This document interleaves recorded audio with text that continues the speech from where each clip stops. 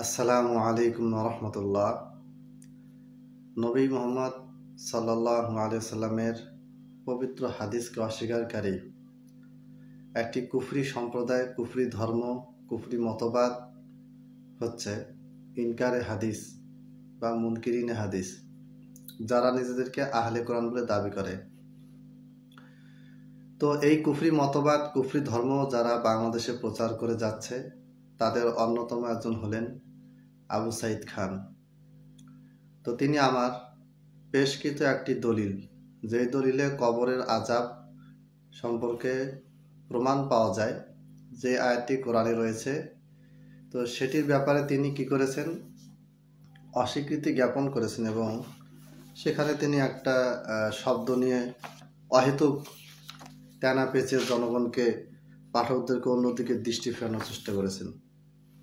তো আমি ওই আয়াতটাই সম্পূর্ণ আপনাদের সঙ্গে পাঠ করব এবং আমি প্রমাণ করব যে এই আয়াতে কবরের আযাবের ব্যাপারে বলা আছে এবং অন্যান্য আয়াতেও কবরের ব্যাপারে, আযাবের ব্যাপারে বলা আছে। আর কোরআনে কবরের আযাবের ব্যাপারে বলা না থাকলেও তাতে আমাদের কোনোই সমস্যা নেই, কেননা হাদিস আল্লাহর পক্ষ থেকে আসা ওহী গায়ের মাতলু, হাদিসে কবরের আযাবের ব্যাপারে বলা আছে। সব কিছুই কোরআনে থাকবে বিষয়টা এরকম না। আল্লাহ তাআলা বলেছেন ওয়াকাল্লামাল্লাহু মুসা তাকলিমা, আর মুসার সাথে আল্লাহ তাআলা বিশেষ কথা বলেছেন। কি বলেছেন কোরআনে উল্লেখ নেই। আল্লাহ তাআলা অনেক কিছুই ইয়াউমাল কিয়ামা, ইয়াউমাল কিয়ামা, কিয়ামত দিবসের কথা বলেছেন।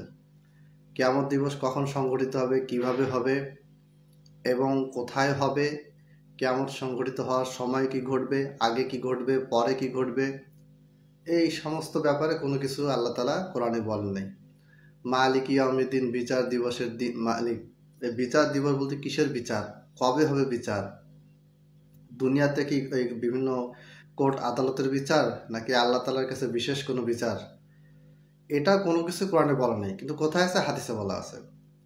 তো হাদিসকে অস্বীকারী এই কুফরি, এই ধর্মটি, এই মতবাদটি জোরে সোরে প্রচার করে বেড়ায় যে হাদিসে কবরের আযাবের ব্যাপারে বলা আছে, কিন্তু কোরআনে কোথাও কবরের আযাবের ব্যাপারে বলা নেই, অতএব কবরের আযাব বলে কিছু নেই।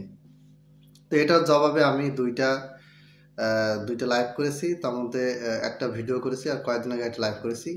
তো যে ভিডিওটা আমি করেছিলাম প্রথমে, সেটা আজ থেকে অনেকদিন আগে, এবং সেখানে সূরা জুমার, সূরা মুমিন, যার অপর নাম হচ্ছে সূরা গাফির, এই সূরার 45 নম্বর আয়াত আমি আপনাদের সামনে পড়েছিলাম। সূরা নাম্বার হচ্ছে 40 আর আয়াত নাম্বার হচ্ছে 45। আমি সরাসরি কোরআন খুলেই রিডিং পড়বো ইনশাআল্লাহ, এবং পরে আমি আপনাদেরকে জানানোর চেষ্টা করব বিষয়টি কি। আল্লাহ তাআলা বলেছেন, আউযু বিল্লাহি মিনাশ শাইতানির রাজিম, বিসমিল্লাহির রহমানির রহিম, ফাওয়াকাহুল্লাহু সাইয়্যাতি মা মাকারু। এর মানে হচ্ছে, অতঃপর তাদের ষড়যন্ত্রের খারাপ পরিণাম থেকে আল্লাহ তাকে রক্ষা করলেন। এখানে আল্লাহ তাআলা মুসার কথা বলেছেন, এবং মুসাকে আল্লাহ তাআলা ফেরাউনের যে একটা ছবল ছিল, থাবা ছিল, ফেরাউনের করাল গ্রাসে যে বনী ইসরাইল তখন আটক হয়েছিল, সেখান থেকে আল্লাহ তাআলা মুসা আলাইহিস সালামকে কি করলেন, নাজাত দিলেন। তারপর আল্লাহ তাআলা কি বলছেন, ওয়াহাকা বিআলি ফিরআউনা সুউল আযাব, আর ফেরাউনের অনুসারীদেরকে কঠিন আযাব ঘিরে ফেলল। কঠিন আযাব ঘিরে ফেলল।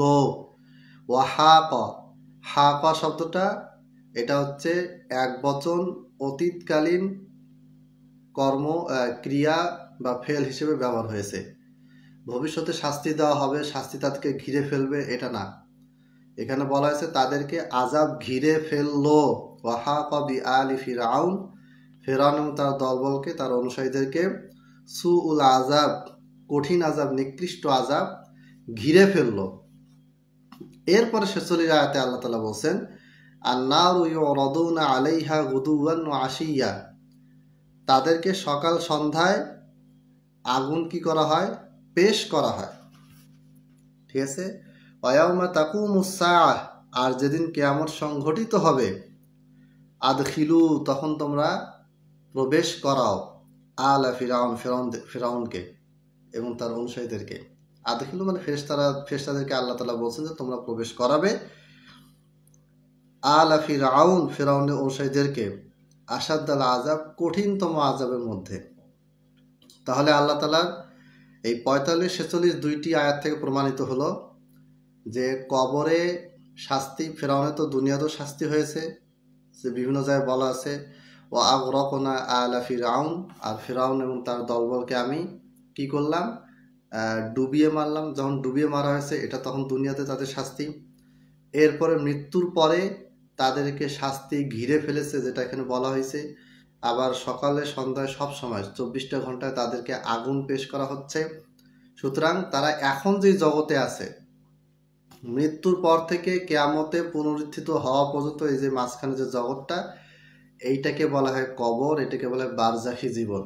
এই জীবনে যারা আছে, যে ফেরাউন এবং তার বাহিনী এই জীবনে এখন আছে, এই অবস্থায় তারা আছে, এই অবস্থায় তাদেরকে আযাব ঘিরে ফেলেছে, মানে কবরে তাদেরকে আযাব ঘিরে ফেলেছে, এটাই আল্লাহ তাআলা বলেছেন। এরপরে যখন কিয়ামত সংঘটিত হবে সেই দিন আবার ঘোষণা করা হবে, ফেরেশতাকে আল্লাহ বলবেন যে তোমরা একে, এই ফেরাউনকে এবং তার দলবলকে কঠিন শাস্তির মধ্যে প্রবেশ করাও, মানে জাহান্নামে প্রবেশ করাও। সম্মানিত দর্শক মণ্ডলী, আপনারাই বলেন কঠিন আযাব তাদেরকে ঘিরে ফেলেছে, এটা কখন ঘিরে ফেলেছে, কোথায় ঘিরে ফেলেছে?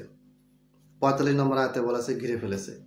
৪৬ নম্বর আয়াতে বলা হচ্ছে তাদেরকে সকালে সন্ধ্যায়, মানে ২৪টা ঘন্টায় তাদেরকে আগুন পেশ করা হচ্ছে, তাদেরকে আগুন তাদের সামনে উপস্থাপন করা হচ্ছে। তার মানে কি?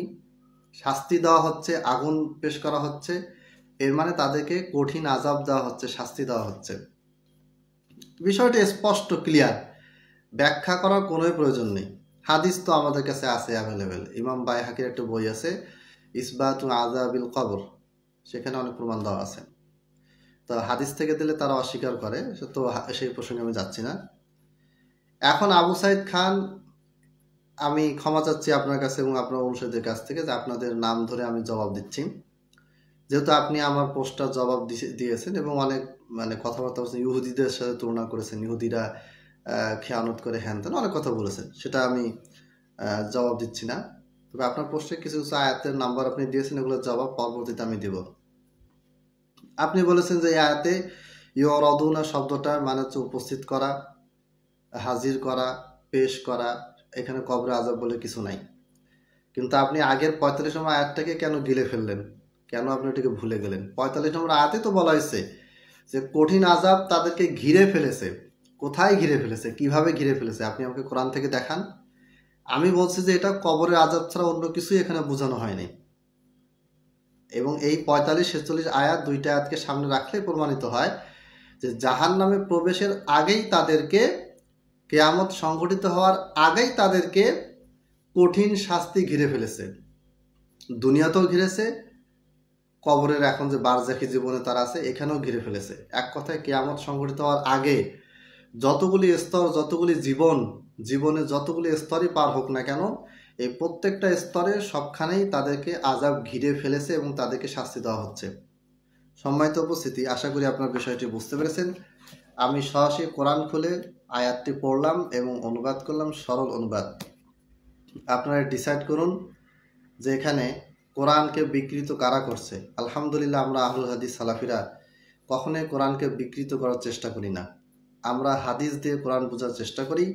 কোরআন ২৩ বছরে মোহাম্মদ সাল্লাল্লাহু আলাইহি ওয়াসাল্লামের উপর নাজিল হয়েছে। মোহাম্মদ সাল্লাল্লাহু আলাইহি ওয়াসাল্লামকে কোরআন ২৩ বছর ধরে ধীরে ধীরে নাজিল করানো হয়েছে এবং কোরআনের সাথে মোহাম্মদ সাল্লাল্লাহু আলাইহি ওয়াসাল্লামকে এটাকে আরও কিছু ওহী দেওয়া হয়েছে। সেই ওহীটাই হচ্ছে হাদিস, আর ওগুলির মাধ্যমে মোহাম্মদ সাল্লাল্লাহু আলাইহি ওয়াসাল্লাম তার সাহাবীদেরকে কোরআন শিখিয়েছেন, কোরআনের ব্যাখ্যা করেছেন, কোরআনের বিশ্লেষণ করেছেন। আর এটা কিয়ামত পর্যন্ত হাদিস থাকবে, কোরআন থাকবে। তবে মুনকিরিনে হাদিস, হাদিস অস্বীকারীরা, এরা একসময় ইনশাল্লাহ বিলীন হয়ে যাবে। দুনিয়াতে যদি বিলীন নাও হয়, পরকালে এরা ভয়াবহ শাস্তির মুখোমুখি হবে। আমরা চাই না আবু সাইদ খান সাহেবরা পরকালে জাহান্নামে যাক। আমরা চাই তারা কুফরি ধর্ম থেকে ত্যাগ করে আবার ইসলামের দিকে ফিরে আসুক, আবার নবী সাল্লাল্লাহু আলাইহি ওয়াসাল্লামের পবিত্র জবানে বর্ণিত হাদিস, তার পবিত্র শরীরের বরকতময় কর্মকাণ্ড, আচরণ, আমল, আখলাককে তারা গ্রহণ করুক, এই দোয়া করি। আসসালামু আলাইকুম ওয়া রাহমাতুল্লাহ।